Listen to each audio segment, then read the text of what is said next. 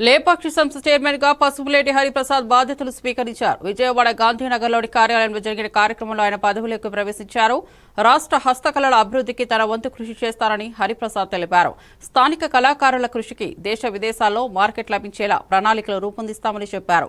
ముఖ్యమంత్రి ఉప ముఖ్యమంత్రులకు ఈ అవకాశం ఇచ్చినందుకు కృతజ్ఞతలు తెలిపారు. హస్తకళల రంగానికి హరిప్రసాద్ నాయకత్వంలో కొత్త దశ మొదలవుతుందని పలువురు నేతలు అభినందనలు తెలిపారు. సంబంధించిన ఈ హస్తకళలన్నింటినీ కూడా చెక్క బొమ్మలన్నింటినీ కూడా ప్రమోట్ చేస్తూ పవన్ కళ్యాణ్ గారు ఈ మధ్యలోనే మనం చూసింటాం.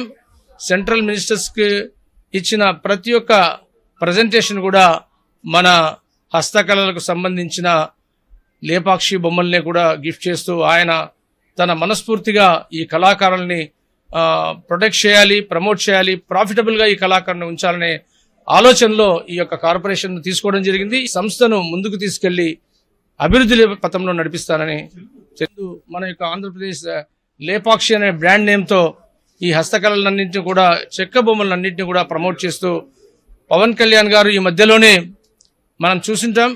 సెంట్రల్ మినిస్టర్స్కి ఇచ్చిన ప్రతి ఒక్క ప్రజెంటేషన్ కూడా మన హస్తకళలకు సంబంధించిన లేపాక్షి బొమ్మల్ని కూడా గిఫ్ట్ చేస్తూ ఆయన తన మనస్ఫూర్తిగా ఈ కళాకారుల్ని ప్రొటెక్ట్ చేయాలి, ప్రమోట్ చేయాలి, ప్రాఫిటబుల్గా ఈ కళాకారుని ఉంచాలనే ఆలోచనలో ఈ యొక్క కార్పొరేషన్ తీసుకోవడం జరిగింది. ఈ సంస్థను ముందుకు తీసుకెళ్లి అభివృద్ధి పథంలో నడిపిస్తానని